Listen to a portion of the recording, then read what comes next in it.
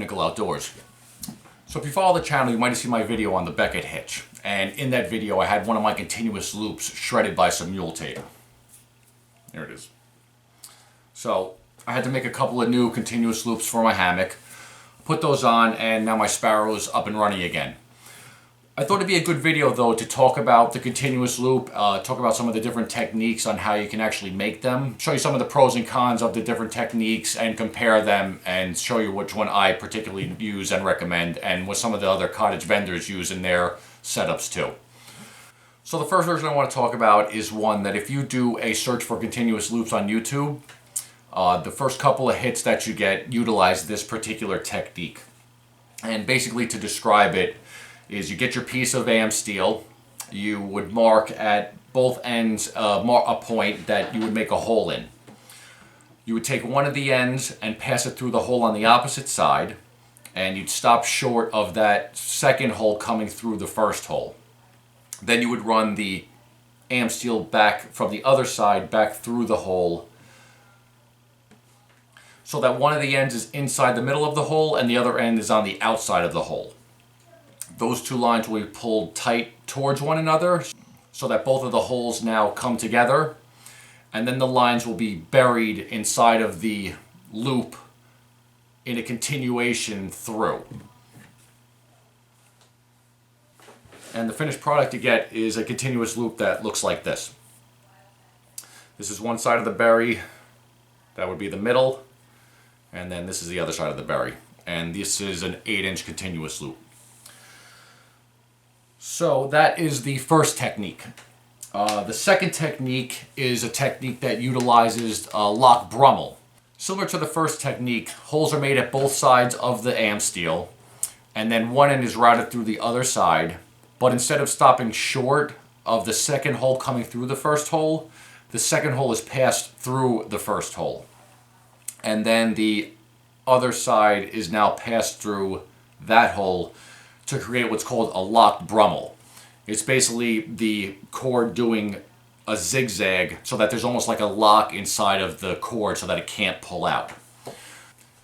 From that point, the tails are now buried at 180 degrees back on itself. So this is the finished product when you use that particular technique. This is one side of the berry, this is the middle part, and then this is the other side. And once again, this is another 8-inch loop. So those are the two techniques that are primarily used to build continuous loops. Now, if you happen to be using the first technique that we talked about, where the line is just basically spliced in line with the Amsteel, you notice a really smooth transition through the middle and through the whole loop because the lines are buried in line with the loop. Now if there's weight on this and it's loaded, this is a good working loop. The problem with this loop is that because these lines are buried, nothing is holding this berry in except the berry itself. So there is a situation that could happen whereas if something is snagged on the middle of this, that the ends could actually, I'll try and show you.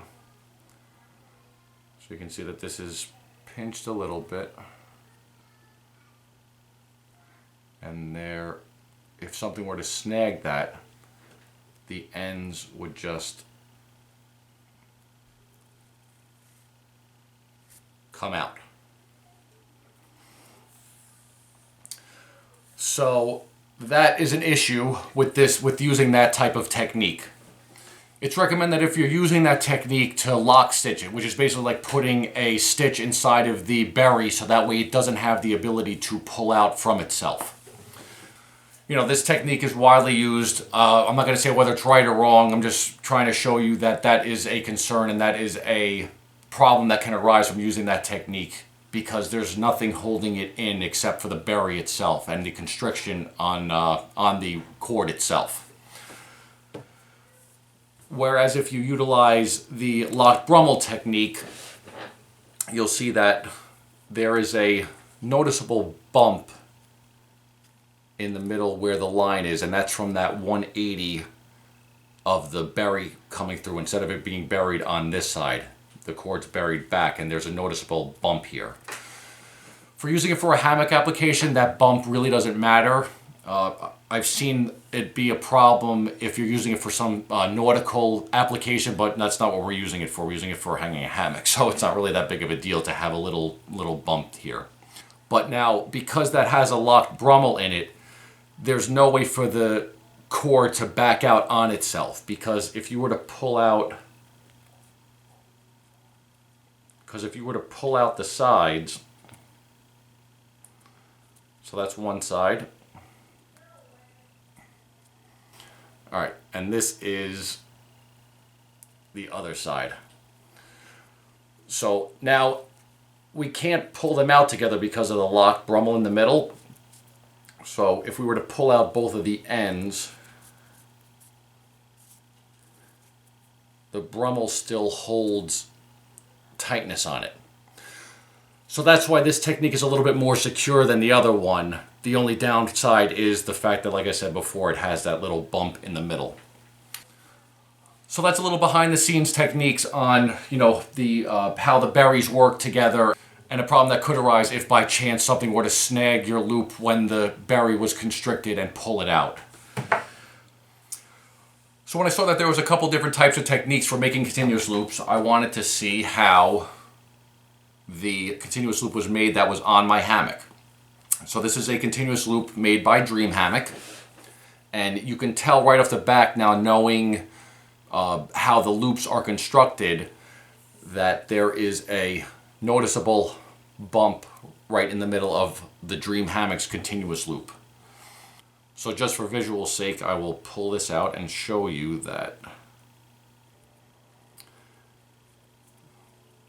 Dream Hammock decides to build their continuous loops using the locked Brummel method. So I thought that was pretty interesting, and I actually sent Randy over at Dream Hammock a message asking him why they utilize technique, some of the pros and cons, and he got back to me.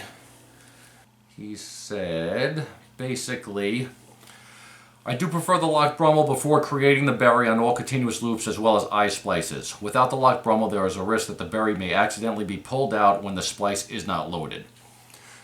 So, as far as Dream Hammock is concerned, they make all of their continuous loops and eye splices with a locked Brummel.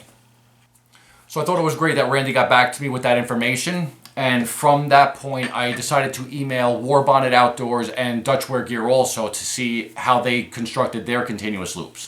And sure enough, both of those cottage vendors also use the locked Brummel technique when they construct all of their continuous loops. So I thought that was a good piece of information to share with you guys. If you're buying any continuous loops, or you're buying a hammock from these cottage vendors, that is how your hammock is going to be constructed, or the continuous loop is going to be used for your hammock. So like I said before, both of these methods are commonly used in the hammock community. I was trying to do a little bit more in-depth research on that first technique that we used to see if people had used it and it failed on them, or if they ran into any of the problems. And for the most part, it seems like it holds well and it does the job it's supposed to do. The only couple of things that I saw that were issues were, one, if it did get snagged, it could possibly back out. Two, when it did back out, it could have backed out a small portion of it, and now instead of having, say, a 5-inch berry, it could have backed out 1 or 2 inches, and now you only had a 3, which could in turn fail down the line.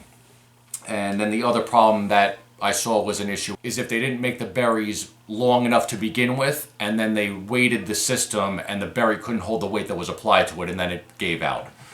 So those are all concerns with using that first technique that we saw, with the yellow cord.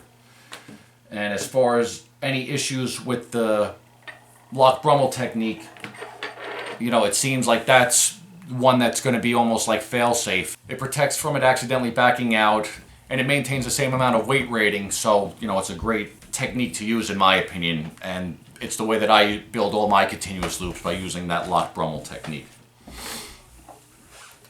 Alright, so just another couple pieces of information that might be of use to you in regards to how I build my continuous loops. One, like I said before, I like to use the locked Brummel technique, so you can tell by that little bump in the middle of it. 2, I like to use 8-inch continuous loops for all my gathered end hammocks. So that is the size of the actual continuous loop, and in order to build an 8-inch loop, you're going to need a 29-inch piece of Amsteel, and that will shrink down to this. And then point number 3 is that when you're building these, I like to use a 5-inch bury. 1 inch being the taper, and then another 4 inches for the actual buried material itself.